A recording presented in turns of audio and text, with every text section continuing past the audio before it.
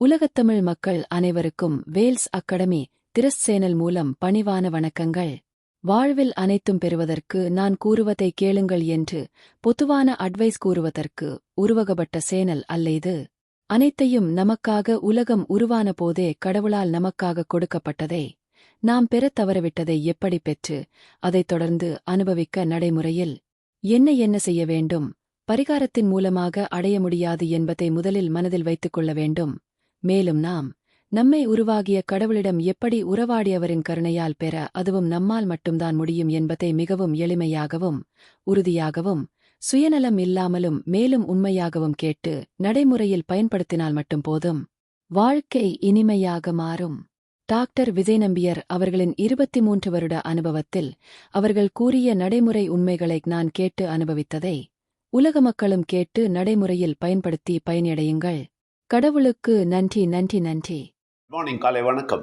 Wales அகாடமியில் உங்கள் எல்லாரையும் வரவேற்கிறேன். என் பேர் விஜய் நம்பியார், வேல்ஸ் அகாடமியோட ஃபவுண்டர். நேற்று நம்ம ஒரு முக்கியமான விஷயம் பேசினோம்.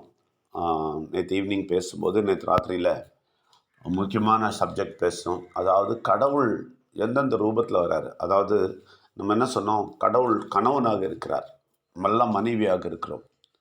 இந்த கோபிகையர்கள்னு சொல்லிட்டு சும்மா ட்ராமா காட்டுறோம்ல, நிறைய நம்ம இமேஜஸில் பார்த்தே பழகிட்டோம்.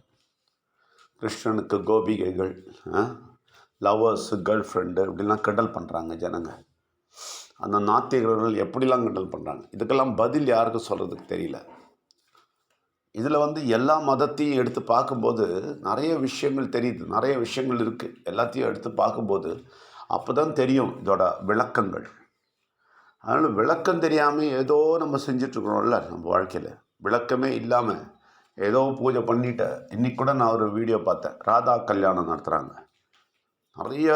நிறைய புரோகிதர்கள்லாம் சேர்ந்து ராஜா கல்யாணம் நடத்துகிறாங்க, ராதா கல்யாணம். இது என்ன அநியாயம், என்ன அநியாயம்னு கேட்குறேன். அது என்னன்னு தெரிஞ்சால் ராதா கிருஷ்ணன் கல்யாணம் நடத்துவாங்களா? தெரியாமல், அதோட அர்த்தம் புரியாமல், இதோட பேக்ரவுண்ட் தெரியாமல் ஜனங்கள் வாழ்ந்து கொண்டு இருக்கிறார்கள். இந்த ஜனங்களுக்கு இந்த பேக்ரவுண்ட் தெரிஞ்சிட்டா எல்லாத்தையும் விட்டுருவாங்க. எல்லா பூஜையும் விட்டுட்டு உண்மையை தெரிஞ்சு மனசு தெளிவு பண்ணிகிட்டு இருப்பாங்க. அதுதான் நம்ம நேற்று சொன்னோம். அதனால் கிருஷ்ணர் கோபிகைக்குள்ளே இருக்கிறது, கோபிகைகள் வேறு யாரும் இல்லை, நம்பன்னு சொன்னோம் இல்லையா? நம்மள தான் கோபிகைகள். அதாவது கடவுளுக்கு மனைவிகளாக, காதலர்களாக நம்ம இருக்கிறோம், காதலிகளாக நம்ம இருக்கிறோம். அவர் பெரிய ஒரு காதலன் பாருங்கள். நம்மளெல்லாம் லவ் பண்ணுறார், காதலிக்கிறார். அதாவது ஒரு புருஷனாக இருந்து, கணவனாக இருந்து மனைவியை எப்படி பார்த்து கொள்ள வேண்டுமோ அந்த மாதிரி பார்த்து கொள்கிறார். அதனால தான் சொல்கிறேன், கடவுளுக்கு பல ரோல்ஸ் இருக்குது. பல ரோல்ஸ் எடுத்து யூஸ் பண்ணுவார். பல ரோல்ஸில் நம்மளை பார்ப்பார். கணவனா மனைவியை பார்ப்பார், பிள்ளையாக பார்ப்பார், சகோதரனாக பார்ப்பார், நண்பராக பார்ப்பார். இந்த மாதிரி பல விதங்களில் நம்மளை பார்ப்பார். ஆனால் அந்த விதங்களில் நம்ம ஒத்துக்கிறோமா, நம்ம அதுக்கு போகிறோமான்றது முக்கியம். நம்ம அதை ஒத்துக்கிறோமான்றது முக்கியம். நம்ம ஒத்துக்கிறது இல்லையே. நம்ம பாட்டுக்கு பூஜை பண்ணி சர்ச்சுக்கு போய் மாஸ்க்கு போய் கடமையை தீர்த்து போயிட்டே இருக்கணும். நம்ம இந்த ரோல்லாம் ஏற்றுக்கிறோமா? அவரை கணவராக ஏற்றுக்கிறோமா? செய்ய மாட்டோம். ஏன்னா நமக்கு தெரிஞ்சாதானே. அவரை சகோதரனாக எடுத்துக்கிறோமா? செய்ய மாட்டோம். தெரிஞ்சாதானே. அவருடைய மகனாக நம்ம இருப்போமா? செய்ய மாட்டோம். தெரிஞ்சாதானே. ரொம்ப வருத்தமான விஷயம். இதெல்லாம் தெரியாமல் சடங்கு மாத்திரம் அழகாக பண்ணிக்கிட்டு நல்ல விதமாக இந்த கலசம் இப்படி வைக்கணும், அதை அப்படி வைக்கணும், கற்பூரம் இந்த இடத்துல வைக்கணும், அகர்பத்தி அங்கே வைக்கணும், இந்த இடத்துல தான் திரும்பி வரணும், இப்படி நிற்கணும், அப்படி நிற்கணும். சின்ன வயசுலேருந்தே புரோகிதர்கள் என்ன பண்ணுறாங்க, அவங்களுடைய பிள்ளைகளை ப்ராக்டிஸ் கொடுக்குறாங்க. இந்த மாதிரி பண்ணு, அந்த மாதிரி பண்ணு, அவ்வளோதான். அதே மாதிரி தான் எல்லா மதத்துலேயும். சர்ச்சில் கூட எனக்கு தெரியும், நிறைய பாஸ்டர் என்ன பண்ணுறாங்க, நான் பிள்ளைய இப்போ சிவாஜி முடித்து ஆக்டர் வர்ற மாதிரி, சிவாஜி பிரபு அந்த மாதிரி, இவர் போன உடனே அந்த சர்ச்சை அவர் தான் நடத்தணும். யார்? பிள்ளை தான் நடத்தணும். அதுக்கு பிள்ளைக்கு ப்ராக்டிஸ் கொடுக்குறது, எப்படி மெசேஜ் கொடுக்குறது, அந்த ஸ்டைலில் பேசுறது, இதெல்லாம் பார்த்தேன். எல்லா மதத்துலேயும் இருக்குது பாருங்கள். எல்லா மதங்கள்லையும் இருக்குது, இஸ்லாம்லேயும் இருக்குது. இப்போது அது என்ன பண்ணுறாங்கன்னா, அப்படியே டூப்ளிகேட் பண்ணி கற்றுக் கொடுக்குறாங்களே தவிர கடவுளை பற்றி டெப்த்தாக தெரிஞ்சுக்கணும்னு ஆசை கிடையாது. கடவுளை பற்றி டெப்த்தாக தெரிஞ்சுக்கணும், இது என்ன செய்யுது, இதனால் என்ன அர்த்தம், இந்த ராதா கல்யாணம்னு சொல்லிட்டு கல்யாணம் பண்ணி வைக்கிறாங்களே, அதுக்கு என்ன அர்த்தம்? இப்போ நான் சொன்னது தான், அவர் நம்மை கணவனாக இருந்து நம்மை பார்த்து கொள்கிறார்.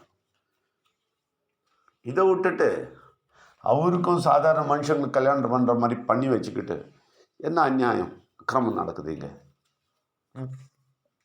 என்ன அநியாயம் நடக்குது? 2 விக்கிரகங்களை வச்சுக்கிட்டு அதை அப்படியே இந்த பக்கம் அந்த பக்கம் பண்ணிட்டு அப்படியே ஆளுங்களே இந்த பக்கம் அந்த பக்கம் டான்ஸ் ஆடுறது எல்லாம் நான் பார்த்துருக்கேன். பெரிய விதத்தில் பெரிய விக்கிரகத்தை வச்சு பூஜை பண்ணிட்டு அப்புறம் கல்யாணம் பண்ணி வைக்கிறத பார்த்துருக்கேன்.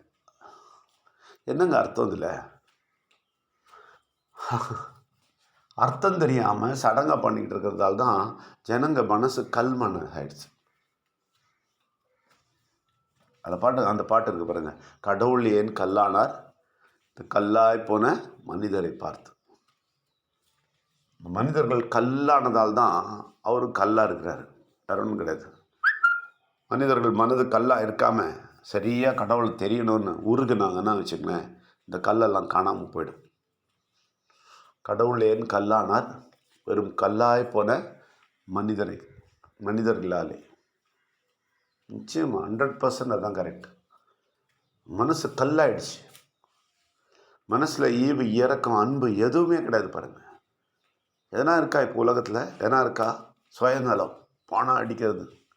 இப்போ ஒரு ப்ராஜெக்ட் பண்ணுறோம் பிவிசி மெட்டா, அதுலேயே பார்த்தீங்கன்னா சுயநலம், மற்றவங்களுக்கு சொல்லிக் கொடுத்து மற்றவங்கள வளர்க்குறது, அதெல்லாம் கிடையாது. தன்னோட வேலையை பார்த்துட்டு போயிட்டே இருக்க வேண்டியது. ஏன் அப்படின்னா மனசு கல்லாயிடுச்சு. அதனால்தான் கல் உருவத்தை வச்சு கும்பிட்றாங்க, வேற ஒன்றும் கிடையாது. அவர் உண்மையாக புரிந்து உள்ளத்தில் எடுத்து கும்பிடுங்கன்னா அது முடியல. அதில் இருக்கிற உண்மைகளை கற்றுக்குங்க. கோபிகைகள்னால் யார் கற்றுக்குங்க, அதுக்கெல்லாம் நேரம் கிடையாது.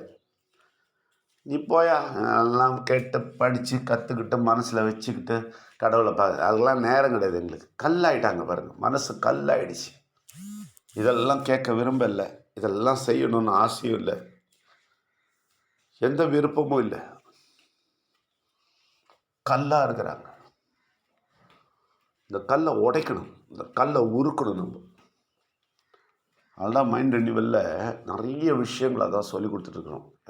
அதாவது இன்டெப்த்தில் போய் ஆராய்ந்து கொண்டு இருக்கிறோம். நேற்று ராத்திரி பாருங்கள், நினைக்கவே இல்லை இந்த சப்ஜெக்டை ரொம்ப நாளாக ஆராய்ச்சி பண்ணியிருக்கேன், ரொம்ப விஷயங்கள் பார்த்துருக்கேன். ஆனால் ரொம்ப வருஷங்களாச்சு, எனக்கு ஞாபகமே இல்லை டீப்பாக சொல்லணும்னு நினைக்கவே இல்லை. ஆனால் நேற்று பிளெயினாக உட்காந்து அவர் உள்ளேருந்து பேச தொடங்கிட்டார். இதுதான் புரிஞ்சிக்க மாட்டேன்றாங்க நம்ம ஜனங்க. இது விஜய் நம்பியார் பேசலை. விஜய் நம்பியார் பேச்சை நீங்கள் கேட்க வராதிங்க. அங்கே நிச்சயமாக அவர் பிரவர்த்தனம் பண்ணுறாரு, நிச்சயமாக அற்புதமாக பேசுகிறார். உங்களை அவ்வளோ நேசிக்கிறார், அவ்வளோ அன்பாக இருக்கிறார் உங்கள்கிட்ட. அதை புரிஞ்சிக்க மாட்டேன்னாங்க ஜனங்க. நம்ம விஜய் நம்பியார் பேசுகிறான்னு சொல்லிட்டு வராமல் இருக்கிறாங்க. வருத்தமாக இருக்குது. எப்போ தெரிஞ்சுக்க போகிறாங்கன்னு தெரியல. வரும் நிச்சயமாக தெரிஞ்சுப்பாங்க. ஜனவரி 1, 2024 ஒரு மாற்றத்தை நான் எதிர்பார்க்குறேன், நிச்சயமாக எதிர்பார்க்குறேன். இந்தியாவே வெடிக்க போகுது நிச்சயம். இந்தியாவில் உங்களுக்கு தெரியுமா, மாற்றம் வர்றது மைண்ட் ரெனிவலில் மட்டும்தான் ஆகும். பாருங்கள், எல்லா அரசியல்வாதிகளும் என்னமோ செஞ்சு குச்சின்னு இருக்கிறாங்க, ஒன்றும் மாற்ற முடியாது. இந்தியாவை மாற்றணுன்னா 75 வருஷமாக மாற்ற முடியல பார்த்தீங்களா? எந்த அரசியல்வாதியாலையும் யாராலையும் ஒன்றும் பண்ண முடியாது. ஜனங்களோட மைண்ட் ரெனிவல் பண்ணாமல் நீங்கள் ராஜ்யத்தில் ஒரு மாற்றமும் பண்ண முடியாது. தமிழ் இலக்கியம் அப்படித்தான் இருந்தது, வாழ்வியல் சொல்லி கொடுத்து தான் வாழ்ந்தது. ராஜாவுக்கே கற்றுக் கொடுத்துட்டு இருந்தாங்க கடவுள் அறிஞர்கள் இருந்தாங்க பாருங்கள். அந்த மாதிரி ஒரு கடவுள் அறிஞர்களான நீங்களாம் தான் சேர்ந்து இந்தியாவை மாற்ற முடியும். அது வரைக்கும் ஒன்றும் பண்ண முடியாது. ஏன்னா சுயநலத்தில் மூழ்கிட்டாங்க, எல்லாம் அவங்கவுங்க காரியம் பார்த்துட்டு இருக்கிறாங்க. எல்லாம் கெட்ட சக்தியை கம்ப்ளீட்டாக ஆக்கிரமிச்சிச்சு, டேக் ஓவர் பண்ணிச்சு, ஒன்றும் பண்ண முடியாது. அதனால் ஒரே வழி மைண்ட் ரெனிவல் தான். அதனால் இந்த கல்லான இருதயத்தை உருக்குங்க தயவுசெய்து. உண்மைகளை தெரிந்து கொள்ளுங்க. கடவுள் கணவனாக வருகிறார், கடவுள் நிச்சயமாக சகோதரனாக வருகிறார், கடவுள் நிச்சயமாக காதலனாக வருகிறார், கடவுள் நிச்சயமாக அப்பா வருகிறார், அம்மாவாக வருகிறார். இது தெரிகிற வரைக்கும், அதை உணர்கிற வரைக்கும், அதை என்ஜாய் பண்ணுற வரைக்கும் உங்களுக்கு நன்மை வராது. உங்களுக்கு நன்மை ஆசீர்வாதம் வரணுன்னா இந்த விஷயங்களை என்ஜாய் பண்ணணும். இந்த விஷயங்களை, இந்த கான்செப்டை புரிஞ்சு அந்த தன்மையை நீங்கள் என்ஜாய் பண்ணணும். அதுக்காக உங்கள் எல்லோரும் வரவேற்கிறேன். இன்றைக்கி ராத்திரி கூட 9:30 மணிலேருந்து 10 மணி வரைக்கும் தமிழில் இருக்குது, 9லேருந்து 9:30 ஹிந்தி இருக்குது. ஒரு 20 வருஷம் ரிசர்ச்லேயும் 22 வருஷம் எக்ஸ்பீரியன்ஸ்லையும் நம்ம பேசிகிட்டு இருக்கிறோம். இதில் டிஸ்க்ளைமர் என்னென்னா, நம்ம எந்த மதத்தையும் கீழப்படலை, யார் மனசையும் புண்படுத்தலை நம்ம. ஆனால் எல்லா மதங்களும் சொல்லுகிற கடவுளை உயர்த்தி காட்டுகிறோம். நிச்சயமாக நீங்கள் தொடர்ந்து கேளுங்க. அதில் எதனா டவுட் இருந்தால் 9886158805 இல்லாட்டி 8056453186 எந்த கேள்வியானா கேளுங்க, பதில் சொல்கிறோம். நன்றி, வணக்கம். டாக்டர் விஜய் நம்பியார் அவர்கள் கூறிய உண்மைகளை கேட்டதற்கு நன்றி. அதை நீங்கள் அனுபவித்து பயன்படுத்தி மற்றவர்களிடம் கூறுங்கள். கடவுளுக்கு நன்றி, பிள்ளையானவருக்கு நன்றி, உயிரானவருக்கு நன்றி. நன்றி.